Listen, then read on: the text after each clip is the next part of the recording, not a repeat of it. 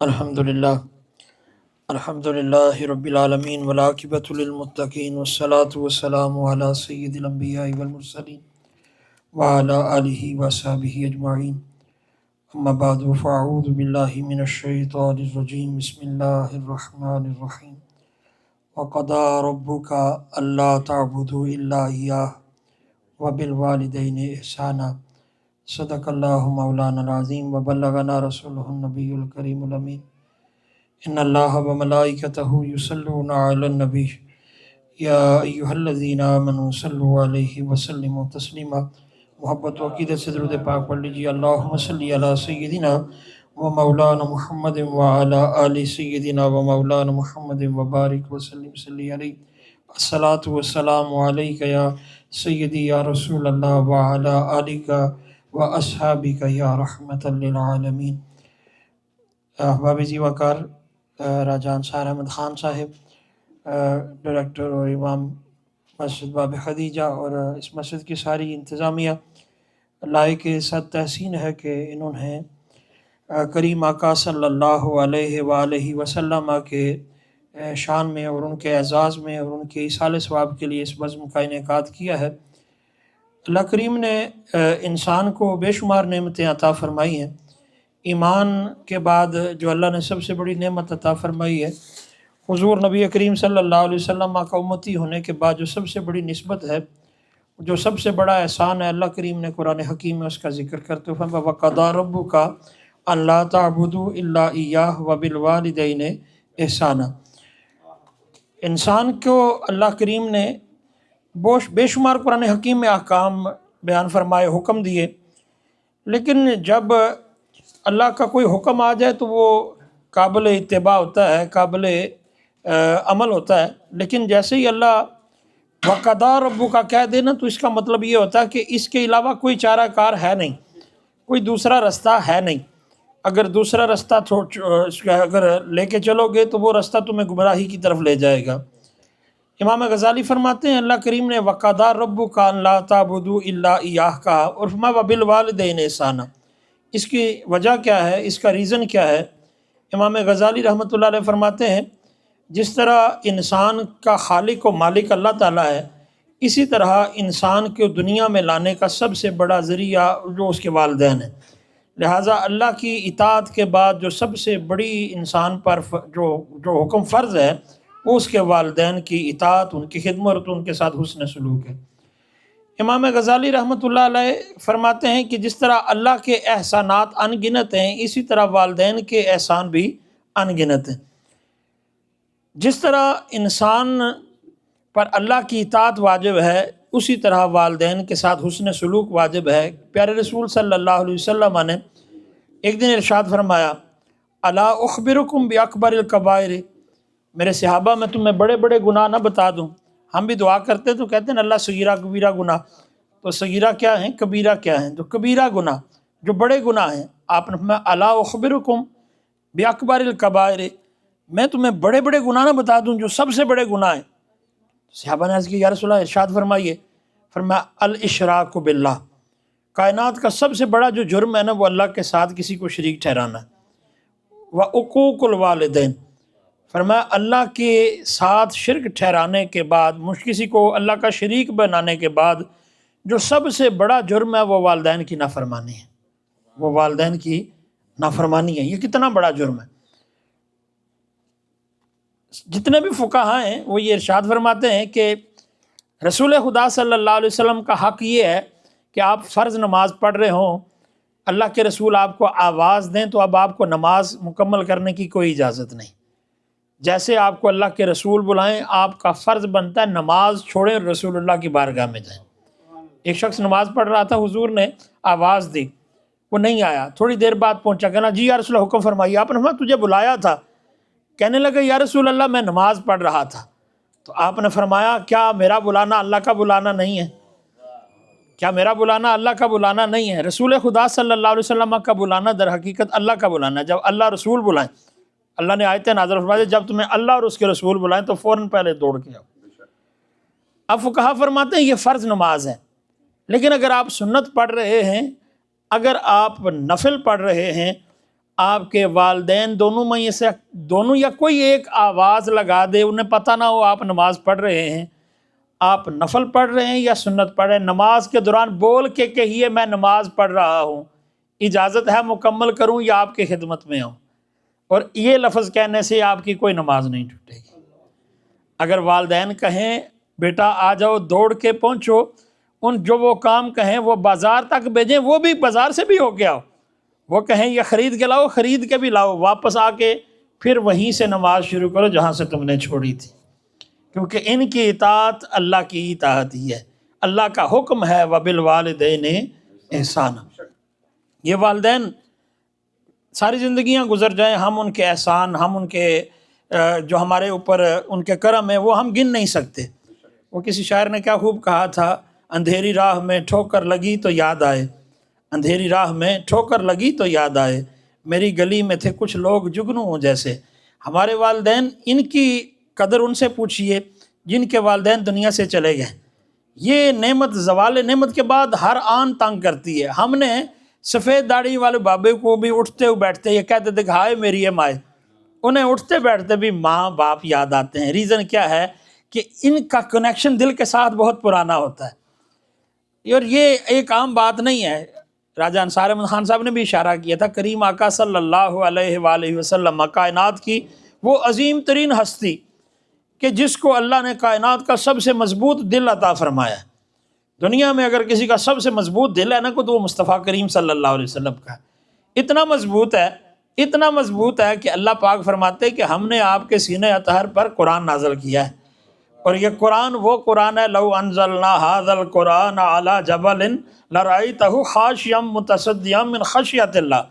یہ قرآن آپ کے سینہ اطہر پر اتارنے کے بجائے اگر کسی پہاڑ پہ اتار دیتے تو وہ پھٹ جاتا، ریزہ ریزہ ہو جاتا اللہ کے خوف سے۔ پتہ چلا سینہ مصطفیٰ پہاڑوں سے بھی زیادہ مضبوط ہے، جس نے اتنا بڑا بوجھ اٹھایا، جو پہاڑ بوجھ نہیں اٹھا سکے وہ سینہ مصطفیٰ پر اترا ہے۔ لیکن مصطفیٰ کریم صلی اللہ علیہ وسلم ابھی مدینہ طیبہ میں عشاء کی نماز کے وقت تشریف لاتے ہیں، صحابہ صف در صف کھڑے ہیں، حضور سارے صحابہ پر ایک اچڑتی نظر ڈالتے ہیں، اور پھر حضور مصلی انور پر تشریف فرما ہوتے ہیں، اور پھر کائنات عجیب منظر دیکھتی ہے۔ وہ عجیب منظر کیا ہے کہ کائنات کے سب سے شفیق رسول کی دونوں آنکھوں سے آنسو بہہ رہے ہیں، اور اتنی تیزی سے، آپ چونکہ سریع البکا تھے، حضور کے آنسو بہت تیزی سے بہتے تھے، اور وہ آنسو بہہ کے آپ کی لحیہ مبارک کا بوسہ لے رہے ہیں۔ عرض کیا یا رسول اللہ آپ رو کیوں رہے ہیں؟ فرمایا آج میری والدہ مجھے یاد آ رہی ہیں، آج میری امی مجھے یاد آ رہی ہیں، کاش میری والدہ زندہ ہوتی، کاش میری امی آج زندہ ہوتی، پھر وہ دیکھتی کہ اللہ نے ان کے بیٹے پر کتنا کرم کیا ہے، کاش وہ یہ دیکھتی کہ اللہ نے ان کے بیٹے کو کتنی عزت عطا فرمائی ہے۔ رسول خدا صلی اللہ علیہ وآلہ وسلم جو کائنات کی عظیم ترین ہستی ہیں، ان کے والدین کے بارے میں کوئی کیا کہہ سکتا ہے؟ ان کے ایمان کے بارے میں کوئی کیا بات کر سکتا ہے؟ اللہ نے قرآن حکیم میں فرمایا وَتَقَلُّبَكَ فِي السَّاجِدِينَ، میرے محبوب ہم آپ کو سجدہ کرنے والوں میں ہی لے کے آتے رہے، سجدہ کرنے والوں میں ہی لے کے آپ کو آئے۔ آپ کے سارے اجداد بھی مسلمان ہیں، آپ کی ساری امہات بھی مسلمان ہیں، کوئی کسی دور میں بھی تھا، آپ تاریخ پڑھ کے دیکھ لیجئے، جناب آدم علیہ السلام سے لے کر جناب عبداللہ تک، جس کے پشت مبارک میں مصطفیٰ کریم صلی اللہ علیہ وسلم کا نور تھا، وہ کائنات کا یگانہ انسان تھا، وہ اس وقت کا ایک یگانہ انسان تھا۔ وہ اپنے حسن کے اعتبار سے، وہ اپنی طاقت کے اعتبار سے، وہ اپنی نجابت کے اعتبار سے ایک منفرد ہی انسان تھا۔ آپ حضور کے اجداد کی اگر تاریخ پڑھتے ہیں تو تاریخ طبری میں حضور کے والد جو اجداد ہیں ان میں سے ایک عدنان ہے، تو آپ عدنان کی تاریخ پڑھیں نا تو عدنان کے بارے میں یہ کہا جاتا ہے کہ عدنان اتنے حسین تھے کہ عدنان اگر کسی گلی سے گزر جایا کرتے تھے نا، لوگ گھروں کی چھتوں پر کھڑے ہو کر دیکھا کرتے تھے یہ انسان کتنا خوبصورت ہے۔ اسی طرح آپ سرکار دو عالم صلی اللہ علیہ وسلم کی اجداد میں سے ایک قصی ہیں۔ قصی کے بارے میں یہ کہا جاتا ہے کہ قصی کو اللہ نے حضور کے نور نبوت کی وجہ سے اتنی طاقت عطا فرمائی ہوئی تھی کہ اس زمانے کا کوئی شخص بھی ان کے ساتھ کشتی نہیں لڑ سکتا تھا۔ وہ خوبصورت ہونے کے ساتھ اتنے پہلوان تھے، اتنے جاندار شخصیت تھی کہ کوئی ان کے سامنے ٹھہر نہیں سکتا تھا۔ اور پھر یہ سارے کے سارے لوگ اللہ نے نور نبوت کی وجہ سے وہ رعب عطا فرمایا تھا، یہ جس محفل میں جاتے، یہ جس جگہ پر جاتے، یہ نمایاں ہی نظر آیا کرتے تھے۔ حضور سرکار دو عالم صلی اللہ علیہ وسلم کی آل پاک کا آپ حال دیکھ لیجئے، وہ تو حضور کے اجداد تھے، حضور کی آل ہی دیکھ لیں، سید کہیں بھی ہونا تو اس کا چہرہ بتاتا ہے کہ یہ کوئی عام آدمی نہیں ہے، کیونکہ جس میں خون رسول ہو، جس میں خون بطول ہو، جس کی جسم سے خوشبو مرتضیٰ آتی ہو، جس کے خون سے خون حسین کی خوشبو آتی ہو، وہ یگانہ کیسے نہیں ہوگا؟ یہ حضور نبی کریم صلی اللہ علیہ وسلم کا اعزاز ہے۔ سیدہ عائشہ صدیقہ طیبہ طاہرہ سلام اللہ علیہا، آپ نے ایک روایت بیان کی اور اس کو روایت کیا امام جلال الدین سیوطی نے الدر المنصور میں۔ وہ کہتے ہیں نبی کریم صلی اللہ علیہ وسلم کی یہ زوجہ ارشاد فرماتی، ام المومنین، آپ یہ بات ارشاد فرماتی ہیں کہ نبی کریم صلی اللہ علیہ وآلہ وسلم کو اللہ نے یہ اعزاز عطا فرمایا کہ حضور اپنے والدین کی قبر انور پر تشریف لے گئے، دونوں والدین کی قبور پر گئے، اور حضور نبی کریم صلی اللہ علیہ وسلم کے والدین کو زندہ کیا گیا، تو پھر ان دونوں نے حضور نبی کریم صلی اللہ علیہ وسلم کا ایمان قبول فرمایا، اور یہ انہیں اعزاز دینے کے لیے اور حضور کی امت میں شامل کرنے کے لیے تھا۔ حالانکہ سرکار دو عالم صلی اللہ علیہ وسلم کے والدین جو ہیں وہ فطرت کے زمانے کے لوگ ہیں، اور وہ سارے لوگ جو تاریخ پڑھتے ہیں، جو دین کے مدارس میں پڑھتے ہیں، وہ جانتے ہیں فطرت کا زمانہ کون سا زمانہ ہوتا ہے۔ اللہ کریم اپنے پاک قرآن میں ارشاد فرماتے ہیں وَمَا كُنَّا مُعَذِّبِينَ حَتَّى نَبْعَثَ رَسُولًا، ہم کسی کو بھی عذاب نہیں دیتے جب تک اس کے پاس رسول نہ بھیجیں۔ اور علماء فرماتے ہیں یہ فطرت کا زمانہ یہ ہوتا ہے جب ایک نبی دنیا سے چلا جائے، جب تک اگلا نبی نہیں آئے، اس زمانے کے جتنے لوگ ہوتے ہیں اللہ انہیں عذاب نہیں دیتے اس وقت تک جب تک کوئی نبی نہ آ جائے۔ تو جناب عیسیٰ علیہ السلام سے لے کر سرکار دو عالم صلی اللہ علیہ وسلم تک کا جو 500 سال کا دور ہے، اس سارے 500 سال کے دور میں جتنے لوگ بھی دنیا سے گئے ہیں وہ فطرت والے ہیں، اور پھر اگر بات سرکار دو عالم صلی اللہ علیہ وسلم کے والدین کی ہو جائے تو پھر تو بات ہی اور ہو جاتی ہے۔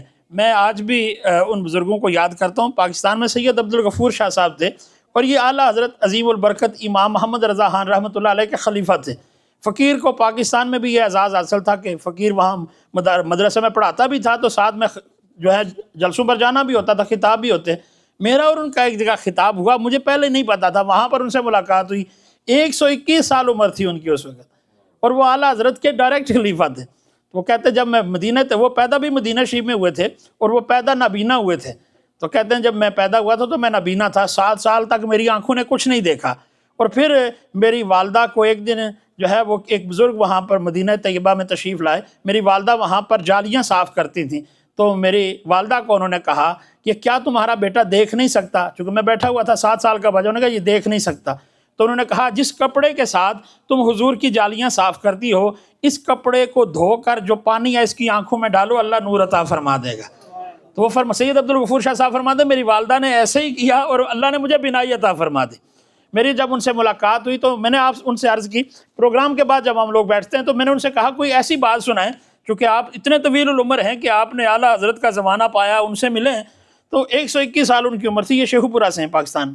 تو میں نے ان سے پوچھا جناب اگر آپ مہربانی فرمائیں تو مجھے کوئی ایسی بات بتائیں جو بڑی عجیب ہو۔ انہوں نے بہت ساری باتیں سنائی لیکن ایک بات انہوں نے یہ سنائی، انہوں نے کہا جی سن 1971 میں جب مسجد نبوی شریف کی توسیع ہو رہی تھی، مسجد نبوی شریف کی توسیع ہو رہی تھی تو پاکستان سے ایک وفد آیا تھا۔ مسجد نبوی کی توسیع میں آج بھی جو احباب مدینہ طیبہ جاتے ہیں وہاں پر جو 4 نمبر گیٹ اور 5 نمبر گیٹ کے درمیان آگے ایک مسلح بنا ہوا ہے نشان کے طور پر، یہ وہ جگہ ہے جہاں پر سرکار دو عالم صلی اللہ علیہ وسلم کے والد گرامی جناب عبداللہ کی قبر انور تھی۔ تو جناب سید عبدالغفور شاہ صاحب فرمانے لگے جب سرکار دو عالم صلی اللہ علیہ وسلم کے والد گرامی کو جسم اطہر جسم نکالا گیا تو پھر اسے زیارت کے لیے کچھ دن رکھا گیا، تو کہتے ہیں جب ان کا دوبارہ جنازہ پڑھایا جانا تھا تو ہم سارے اس میں شامل تھے۔ تو کہتے ہیں کہ میں نے نبی کریم صلی اللہ علیہ وسلم کے والد گرامی کو جب دیکھا تو یہ تقریباً 19 20 21 سال یہ ان کی عمر تھی، یہ اس عمر کی وہ شخصیت ہے جب وہ دنیا سے رخصت ہوئے۔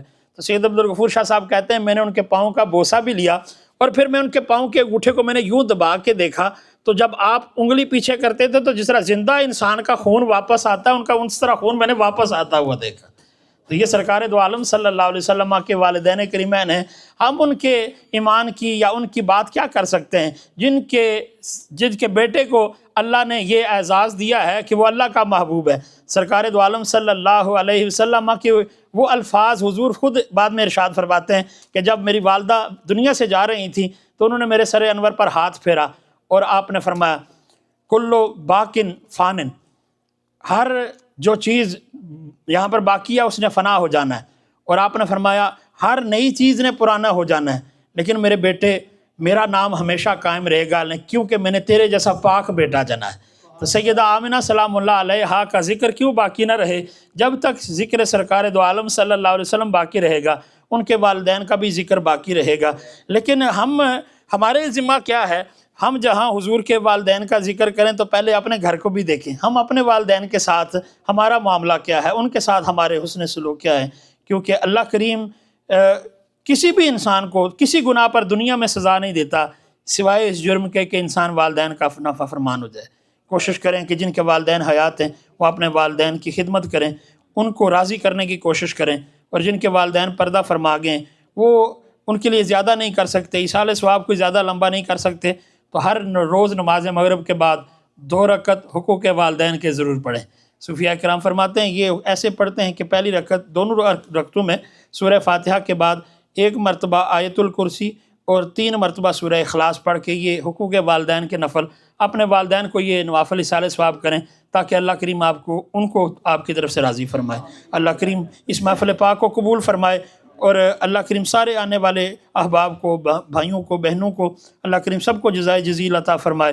جس محبت کے ساتھ آپ لوگ آئے، جس محبت کے ساتھ راجہ صاحب اور ان کی ٹیم نے یہ سارے پروگرام کا انعقاد کیا، اللہ آپ کے خلوص، آپ کی نیتوں سے بڑھ کر کہیں اس کی اعلیٰ جزا عطا فرمائے. اور ہمیں اس محفل پاک سے حضور نبی رحمت صلی اللہ علیہ وسلم کی اتباع ساتھ لے کے جانے کی توفیق عطا فرمائے. حضور کی سب سے بڑی اتباع کیا ہے؟ اپنی نماز پنجگانہ کی پابندی کریں.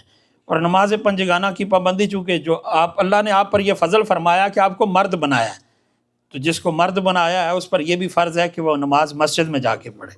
اس کے لیے یہ فرض ہے. یہ یاد رکھیں مردوں کے لیے کوئی اجازت نہیں گھر بیٹھنے کی. میرے اور آپ کے رحمت للعالمین نبی نے فرمایا تھا. حضور اتنے رحمت للعالمین ہیں جنہوں نے چچا کے قاتل کو معاف کیا، جنہوں نے مکے کے کافروں کو معاف کیا، لیکن حضور فرماتے ہیں میرا دل کرتا ہے میں کسی شخص کو نماز پڑھانے کے لیے مقرر کروں اور پھر آگ لے کے ان سب کے گھروں کو آگ لگا دوں جو نماز کے وقت گھر میں بیٹھے ہوئے ہوتے ہیں. کتنی بڑی وعید ہے رسول اللہ صلی اللہ علیہ وسلم نے کتنی بڑی وعید. آپ میں ان کے بچوں اور عورتوں کا خیال نہ ہو میں ان کے گھر جلا دوں جو نماز کے وقت بھی گھر میں بیٹھے رہتے ہیں. تو ہم مرد ہیں، اللہ نے ہم پر یہ بات فرض کی ہے ہماری نمازیں مساجد میں ہونی چاہیے. فرض نماز مسجد میں ادا کریں. اور یہ مسجد آپ کے قریب ہے، وہ سارے لوگ جو اس کے قریب رہتے ہیں ان پر یہ لازم ہے کہ وہ اس مسجد کو آباد کریں. وہ جہاں جہاں بھی آپ کے قریب مساجد ہیں ان سب کو آباد کریں، کیونکہ مساجد کے ساتھ آپ کا تعلق اللہ کے ساتھ آپ کا تعلق ہے. کریم آقا صلی اللہ علیہ وسلم نے فرمایا تھا وہ لوگ جنہیں تم اندھیرے میں نماز کے لیے آتا ہوا دیکھو ان کے ایمان کے گواہ بن جاؤ. اور حضور نے فرمایا اللہ نے اس شخص پر جہنم کو حرام کیا ہوا ہے جو شخص سورج نکلنے سے پہلے اور سورج ڈوبنے سے پہلے نماز پڑھتا ہے. یاد رکھیں جو فجر اور یسر کی حضور میں اللہ ان پر دوزخ حرام کر دیتا ہے. اس لیے کوشش کریں یا اپنی نمازیں مساجد میں ادا کریں. اللہ کریم ہماری اس ساری محفل پاک کو اپنے حضور قبول و منظور فرمائیں. اللہ کریم ہم سب کو پیارے رسول صلی اللہ علیہ وسلم کے ساتھ محبت اور اتباع کا تعلق قائم رکھنے کی توفیق عطا فرمائیں. وآخر دعوانا الحمدللہ رب العالمین. بڑا خوبصورت بڑا اچھا MashaAllah is a great message for everybody. And once again, on the behalf of Abi Khadija, I'm thankful all of you. And also I'm thankful Dr. Rashid and Dr. Mateen. Dr. Mateen is sick, but he's my good friend for a long time. He comes with his family. Dr. Rashid also he was busy come over here. And all of you, the beginning, many friends, they call us around because Saturday night busy. But our job, our duty, we call the azan. 1 person, 2, 20 millions. We do only for Allah subhanahu wa ta'ala. Last and final things, if anything in this masjid, any program, even if you got the right things, pray for us. It goes all our team, my friends, the teamwork. If anything you see that's wrong, some complaint, I apologize for that. My responsibility, my weakness. I'm thankful for Kirzad, also you and your family again. So now, inshallah, Azan and Salat Isha and Dua. And after that, please, nobody can leave without dinner. Jazakallah. Masood साहब आए, अजान दें. उसके बाद आप फकीर साहब जवाब करें, उसके बाद दुआ करेंगे, फिर खाना खाएंगे. बहुत शुक्रिया सबका.